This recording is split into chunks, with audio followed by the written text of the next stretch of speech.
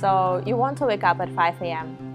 This is great because there are so many things that you can do in the morning. Basically, you can have whole 2 or 3 hours before your usual start of the day, which you can spend very productively.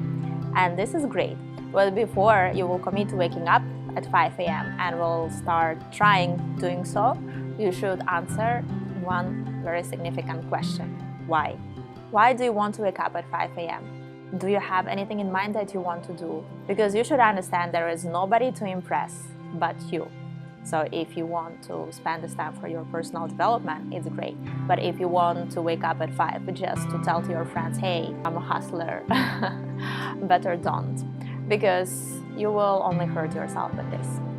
So once you know your why, then you can easily adjust what you will be doing this extra time in the morning that you will get from waking up earlier.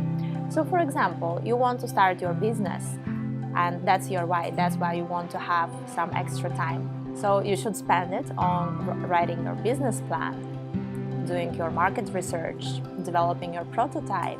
If you want to wake up earlier because you want to spend a bit more time on yourself to start developing more, then choose books that you will read in the morning or courses that you will take.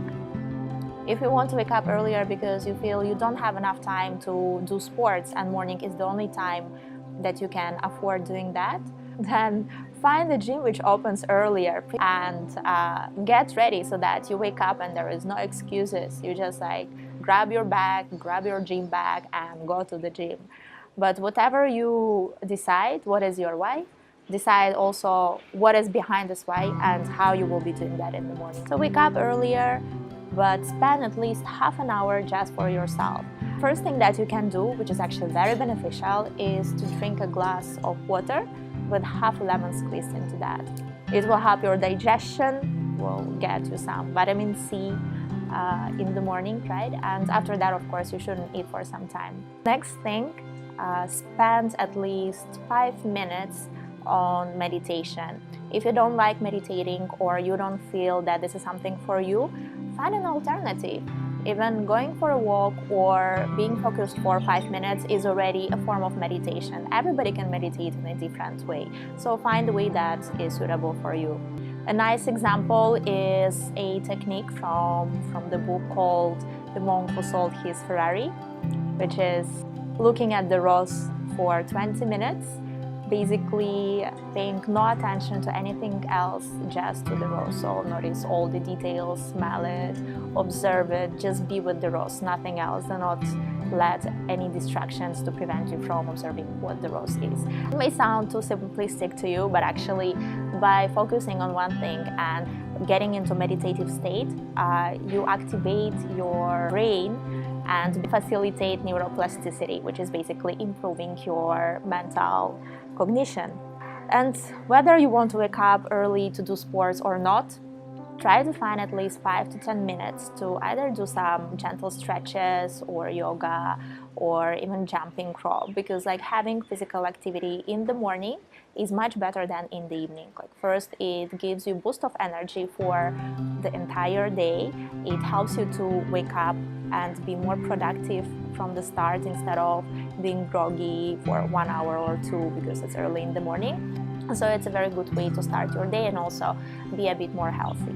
Waking up at 5, it's not only preparing your morning routine, but it's also preparing your evening routine. So actually it's the day before that you are getting ready to wake up at 5 and be fresh and motivated, right? It's not very easy to change your routine from one day to another, so it may take you some time to adjust. However, the biggest problem that people may face is lack of motivation to actually get out of bed, right? So you may wake up at 5 a.m., you open your eyes, and then just comfort of your bed will keep you inside and you'll think, I have anyways some time, so I will keep sleeping. So this is something that you probably will want to fight, and you can do it in a few ways. First of all, you can create accountability. So if you're accountable of doing something, and especially if you are not only accountable to yourself but to somebody else, this is something that is basically social factor that will get you out of bed, because it's not only you, it's already somebody else. So for example, if you want to go to the gym in the morning, find a partner that you will motivate each other, right? But if you will wake up and you'll know that somebody will be waiting for you and you will decide to sleep, it's not very nice, right? So only this will help you to get out of bed. If it's another thing, so for example, you want to develop or you want to work on your business, then find a person whom you trust and tell them about your plan. Commit to the deadline that by this time I will have this thing ready, and ask them to keep you accountable to them, so that they will follow up, they will check in with you whether you're actually going according to the plan. So this is one thing, creating external accountability, and another is basically getting motivated by yourself. So for this, you should get back to your big why you want to wake up, and make it even bigger. And remind yourself of your why every time and everywhere. So right in the evening before you go to sleep, why you want to wake up, what you are going to do, how do you want to feel because of that, what you want to achieve. And get so much excited in the evening that that's what you are going to do in the morning, that you will basically wake up already energized and ready to go work on that. Okay, and I think this one is the most simple method that you can use to get yourself out of bed, is put your alarm clock in another room and make it as loud so that you can hear it, but not loud enough so you can disturb other people if you are sharing household with somebody, right? Just like this sound of morning alarm that is not close to you will create a sense of urgency, because early in the morning it's quite silent, so any sound is very audible. The alarm that goes off because of you in the silence can disturb a lot of people, and again, this is a social pressure that will help you to stand up and go to turn it off. But once you are up, it's already much easier not to fall asleep and keep going, right? The final point that I want to talk about is hustle mindset and the culture of being always busy. Social pressure to do more, to wake up longer, to be always present and accessible.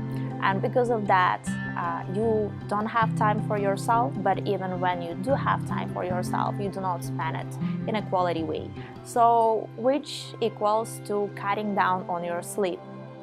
And if you wake up at 5 a.m. without adjusting your evening time when you go to bed, it's actually very detrimental. You will not be more productive, even though you will be awake longer. The productive hours and the productivity rate will decline so much that you will do less than you were doing when you were waking up at regular times, right? Even if you slept just 1 or 2 hours longer. Even though this mindset is still quite trendy, and a lot of people actually feel very proud when they say, oh, I sleep like very few hours, right? I'm always on the go. I don't think it's funny anymore, and I don't think it's impressive.